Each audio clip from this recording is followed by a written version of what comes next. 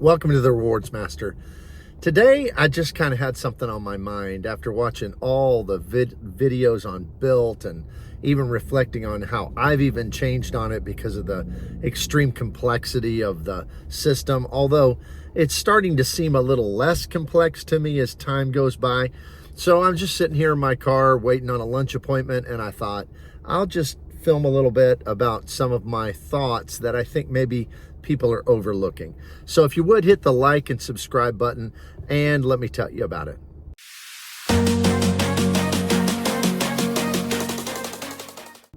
So there's some things about this whole Bilt complexity thing that I think people are really missing. And the first is that it kind of follows the general pattern of everything in life. And what I mean by that is the principle that complexity and difficulty always produce greater results. Now, when it comes to life in general, if I were to ask you which is going to get you better results, just taking a weight loss or a diet pill or hitting the gym 4 hours a day and having a very, very strict diet, which one's going to produce better results for you? There's no doubt that having the extremely disciplined lifestyle is going to make you chiseled. It's going to make your life better. You're going to be healthier. You're going to live longer than taking the easier road. And when it comes to this Bilt rollout and everything that's involved in it, here's just the truth.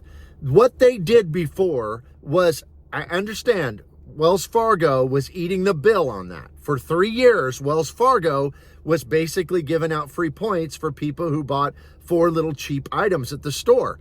And that was great while it lasted, but it's a loss leader. I mean, you know what else is great is when you go to Walmart on Black Friday and you're able to get yourself a television for $75 that would normally cost $300 or whatever. We all understand they're losing money on that. That's a loss leader. It's to get people into the store so that they'll buy other things that make the company money. That's a basic principle of marketing. And that's exactly what the last 3 years of Bilt were. But it was unsustainable. Even Walmart couldn't survive selling $300 TVs for $75 all the time. They can't do that. But yet, it is worth it to them to get people in. Well, Bilt has now a built-up ecosystem. They have lots and lots of card holders. They have people used to it. And now Wells Fargo says we're not willing to ride this out anymore. So they're switching issuers. And these new issuers aren't going to lose money from the start. So they go and they're having to make it sustainable. And that brings up the second thing I'm hearing all the time is this now sustainable? Over and over, people are expressing, and I get why they're saying it, this just isn't sustainable. I mean, to get 3.3 points per dollar, which there is a way to do that, and this video is not getting into all that math, but there's a way to get 3.3. How is that sustainable? No company could do that ever. Well, let's think about this.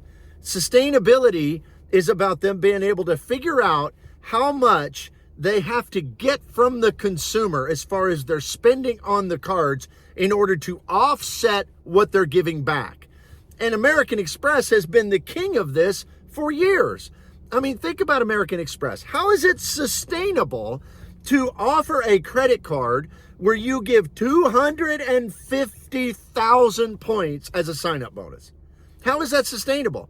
But American Express does it all day, every day on their Business Platinum, Business Gold cards.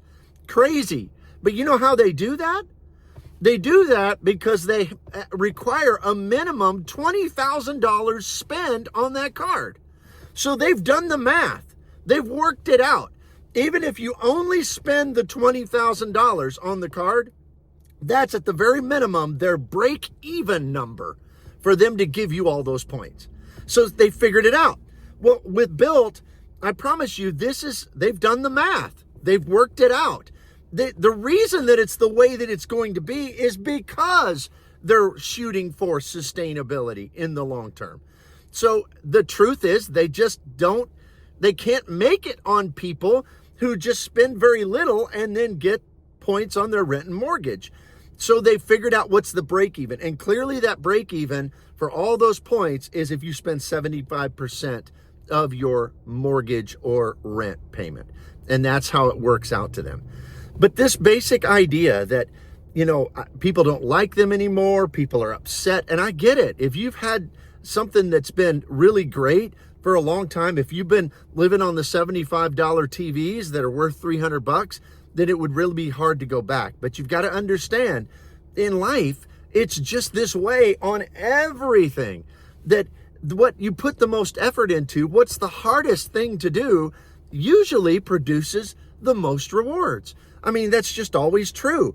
It's true at work. It's true in your educational world. The hardest degrees make the most money. It's just true.